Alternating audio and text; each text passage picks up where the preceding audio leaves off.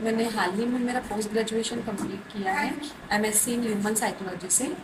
मैं आप सबको ये बताना चाहती हूँ कि जैसे कि मेरा ग्रेजुएशन पोस्ट ग्रेजुएशन दोनों ही ह्यूमन साइंस से हुआ है, साइकोलॉजी पढ़ा है मैंने। तो इतना सब पढ़ने के बाद भी मुझे ऐसा लग रहा था कि मेरा कोई डायरेक्शन फिक्स नहीं है या मुझे कोई पाथ नहीं दिख रहा है कि मैं अपना कैरियर कैसे शुरू करूँ या मैं अपना इनकम सोर्स कैसे जनरेट करूँ। तो मैं काफ़ी दिन से बहुत परेशान थी कि मेरी पढ़ाई वेस्ट तो नहीं चली गई, मेरा टाइम वेस्ट तो नहीं चला गया। फिर इसी बीच में अभी मैम से मिली हूँ, शालिनी रमानी मैम से, जिनसे मिलकर के मुझे ये चीज़ पता चली कि मेरी इतनी पढ़ाई वेस्ट नहीं है या फिर मैंने कुछ ऐसा सब्जेक्ट नहीं पढ़ लिया जिसमें कि मैं आगे जाके इनकम जनरेट नहीं कर पा रही हूँ या फिर मेरे पास कोई कैरियर को लेके ऑप्शंस नहीं बचे हैं। ये सारी जो चीज़ें हैं वो मुझे पता चली उनसे मिलने के बाद कि ह्यूमन साइकोलॉजी एक ऐसा सब्जेक्ट है या फिर ह्यूमन साइंस एक ऐसा कैरियर ऑप्शन है जिसमें कि हम हमारे साथ साथ हम समाज पे काम कर सकते हैं, अपने परिवार पे काम कर सकते हैं और एक्स वाई जेड बहुत सारे डायरेक्शंस उसमें ऐसे हैं जो कि अभी हमें और बाकी जनता या पब्लिक को पता ही नहीं है कि हम क्या क्या चीज़ें कर सकते हैं। तो मैं उनसे जब मिली तो मुझे ये चीज़ पता चली कि ह्यूमन साइकोलॉजी के बाद हम, जैसे मैंने अभी सीखना शुरू किया है लाइफ साइंस के बारे में। तो लाइफ साइंस में जैसे कि मैं आपको बताऊं कि लाइफ साइंस ऐसा इन चीज़ों से कनेक्टेड है जैसे कि हम मान लीजिए हमारे बॉडी पे वर्क करते हैं या ऑल ओवर पूरे ह्यूमन बॉडी पे वर्क करते हैं, हम हमारे माइंड स्टेबिलिटी पे काम करते हैं इसमें। और इन्हीं सारी चीज़ों को करके मैं मेरा कैरियर इतने अच्छे लेवल पे सेट कर सकती हूँ और इतनी अच्छी स्टेबिलिटी पा सकती हूँ मेरे कैरियर में और बहुत अच्छे लेवल पे मैं इनकम भी जनरेट कर सकती हूँ। तो ये मुझे ऐसे, मतलब मैंने इसका साइकिल ऐसे शुरू किया है जैसे कि अभी मैं ह्यूमन साइंस में मैंने पढ़ना शुरू किया कि ह्यूमन साइंस होता क्या है, इसका इसके मतलब कि कैरेक्टरिस्टिक्स क्या है, इसमें क्या क्या गोल्स हैं, क्या क्या चीज़ों से ह्यूमन साइंस फुलफिल होता है। तो मैंने सबसे पहले ये सीखा है कि आयुर्वेद क्या होता है। लाइक आयुर्वेद की अगर हम बात करें, जो मैं इस स्टडी को कंटिन्यू कर रही हूँ, तो आयुर्वेद अपने ह्यूमन साइंस या ह्यूमन साइकोलॉजी से ही रिलेटेड है, उसका हिस्सा है। क्योंकि बाकी आम जनता या लोगों को आजकल पता है, पब्लिक को या स्टूडेंट्स को, कि आयुर्वेद सिर्फ जड़ी बूटी बनाना या लेप वगैरह या ऐसी चिकित्सा को कहा जाता है। पर हाल ही में वो चीज़ें सिर्फ इसका हिस्सा है, लेकिन पूरा आयुर्वेद सिर्फ जड़ी बूटी तक सीमित नहीं है। अगर हम इसको डीप समझें या पढ़ें या इसके बारे में कैरियर ऑप्शंस देखें तो इसमें ऐसा होता है कि मान लीजिए कि एक मनुष्य का जन्म होता है, तो उसका जन्म ही अगर हम कहें तो एक आयुर्वेदिक विद्या है, आयुर्वेदिक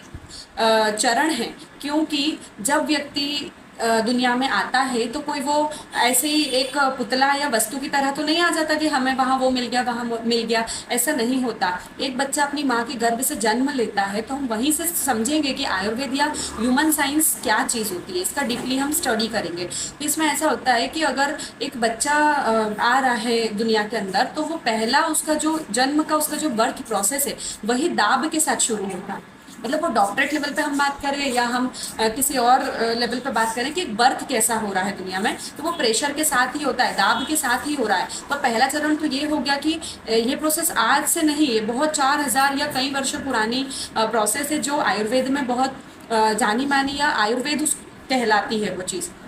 तो पहला चरण तो हमने ये देख लिया कि ह्यूमन बर्थ से आयुर्वेद का कैसा कनेक्टिविटी है। फिर हम अगर थोड़ा आगे चले तो मान लीजिए कि आयुर्वेद जो है वो पूरी प्रकृति है। जैसे कि हम बच्चा जन्म लेता है तो पहले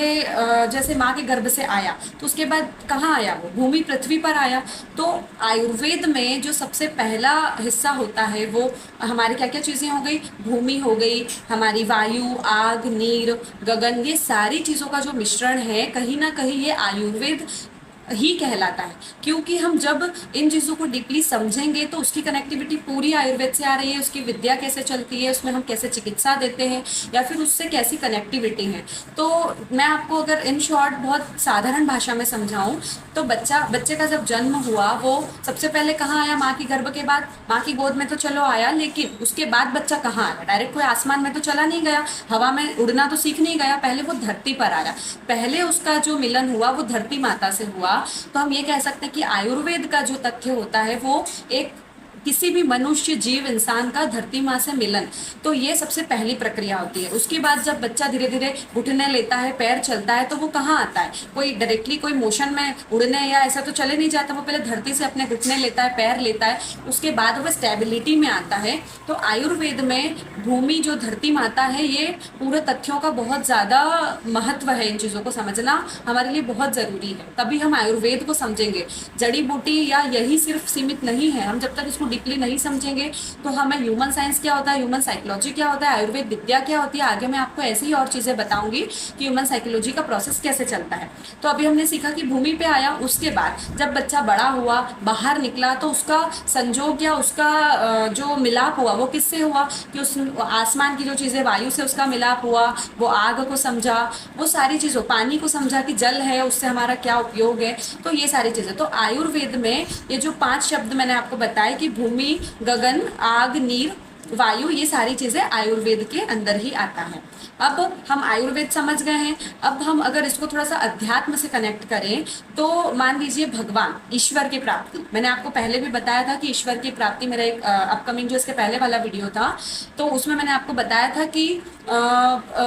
मैंने आपको ये बताया था कि रिफ्लेक्सोलॉजी वगैरह के बारे में बताया था। तो आज मैंने आयुर्वेद से इसलिए शुरू किया है कि आप सिर्फ रिफ्लेक्सोलॉजी, अगर कोई नया व्यक्ति इसको समझ रहा है, आजकल लोगों को अवेयरनेस ही नहीं है कि रिफ्लेक्सोलॉजी क्या है, ये सारी चीज़ें क्या है, इसीलिए मैं इस वीडियो के माध्यम से आपको ये बताना चाह रही हूँ कि पहले आप ये समझें कि इसकी प्रथा कहाँ से चालू हुई है, ये किन चीज़ों से कनेक्टेड है, उसके बाद आप जाएं अपडेशन में कि रिफ्लेक्सोलॉजी क्या है और रिफ्लेक्सोलॉजी का हमारे जीवन, हमारे शरीर पर क्या प्रभाव पड़ता है।